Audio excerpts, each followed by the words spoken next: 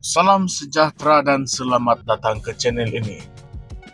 Adakah perlu untuk DUN Sabah dibubarkan awal atau dikekalkan hingga tamat penggal? Dewan Undangan Negeri Sabah kini menjadi topik perbincangan hangat apabila terdapat desakan daripada beberapa pihak agar ia dibubarkan lebih awal, walaupun tempo pentadbiran kerajaan negeri masih berbagi hingga Oktober tahun depan. Namun, Ketua Penerangan PAS Sabah, Mustaman Mustain, dengan tegas menyatakan bahawa DUN Sabah tidak wajar dibubarkan sebelum waktunya. Beliau menekankan bahawa pembubaran awal hanya akan membawa ketidakstabilan politik, menggugat kesejahteraan rakyat, dan menghancurkan mandat yang diberikan oleh rakyat pada pilihan raya negeri Sabah 2020. Mustaman menyuarakan kebimbangannya bahawa pembubaran DUN yang tidak dijangka akan memberi kesan besar kepada pelaksanaan pelbagai inisiatif kerajaan negeri, terutama Belanjawan Sabah 2025 yang telah diluluskan dengan jumlah tertinggi dalam sejarah, yaitu 6,42 bilion ringgit. Belanjawan tersebut merangkumi pelbagai program mesra rakyat seperti bantuan khas RM300 sebulan untuk golongan miskin, pembinaan Rumah Mesra Sabah Maju Jaya atau SMJ, dan bantuan RM5.000 kepada peniaga kecil. Menurutnya, jika DUN dibubarkan, pelaksanaan program ini akan tergendala dan memberi kesan langsung kepada rakyat yang sangat memerlukan bantuan tersebut. Dalam kenyataan lanjutannya, Mustaman menegaskan bahwa mandat rakyat perlu dihormati. Beliau menyifatkan pembubaran awal sebagai satu bentuk pengkhianatan terhadap kepercayaan rakyat yang mahukan kerajaan dipilih mereka mampu menjalankan tugas sehingga tamat penggal. Isu-isu kritikal seperti pembangunan infrastruktur, pendidikan, dan ekonomi luar bandar perlu menjadi fokus utama kerajaan. Namun, desakan pembubaran DUN lebih awal hanya akan mengalihkan perhatian kerajaan daripada menangani masalah utama ini. Beliau juga memberi amaran bahawa pilihan raya awal akan menambah beban kewangan dan meningkatkan rasa muak rakyat terhadap politik king yang tidak berkesudahan. Menurut PAS Sabah, keletihan politik di kalangan rakyat semakin jelas apabila isu-isu seperti ketidakstabilan pentadbiran dan konflik dalaman parti terus menjadi tumpuan.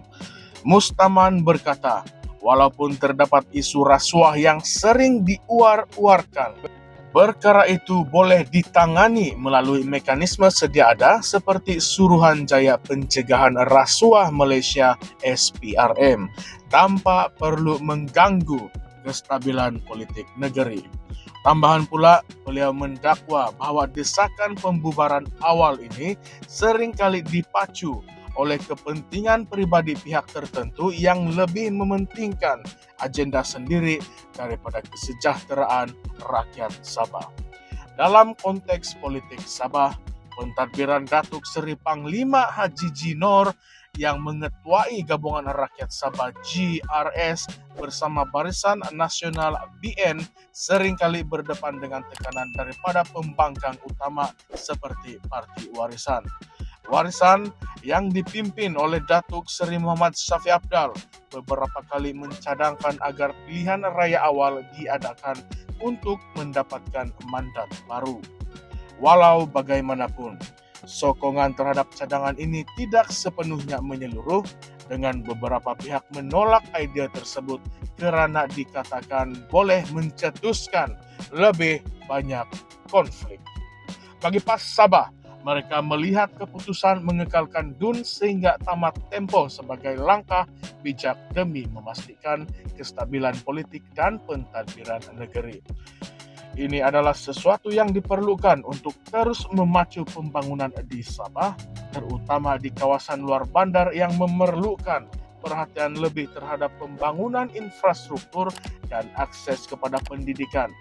Pilihan raya awal menurut PAS Sabah hanya akan menyebabkan rakyat terpaksa berdepan dengan kos pilihan raya yang tinggi selain keletihan akibat perbalahan politik yang berterusan. Namun begitu, pandangan ini tidak terlepas daripada kritikan.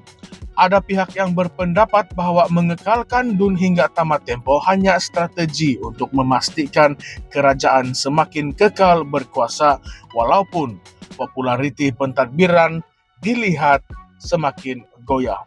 Sebahagian besar rakyat Sabah kini tertanya-tanya, adakah keputusan untuk tidak membubarkan DUN lebih awal benar-benar demi kesejahteraan rakyat atau hanya untuk melindungi kedudukan politik pihak tertentu?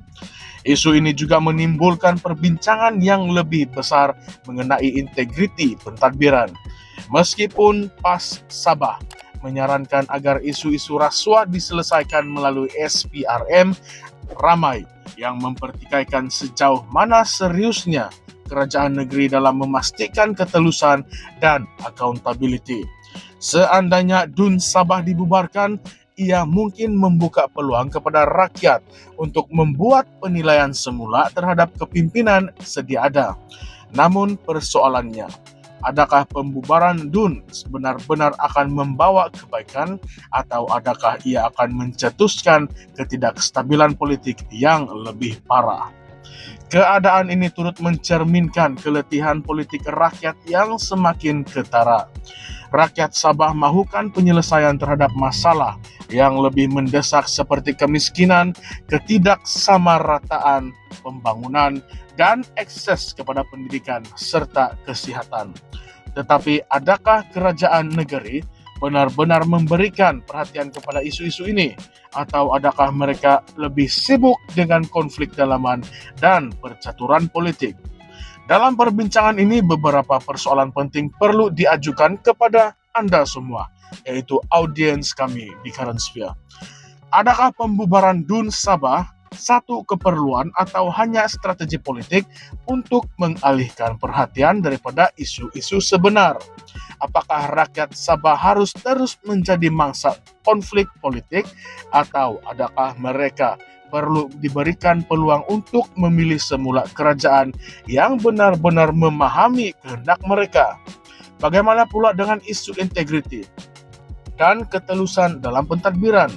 Jika rasuah sememangnya menjadi masalah utama, adakah langkah-langkah yang telah diambil mencukupi untuk memulihkan keyakinan rakyat?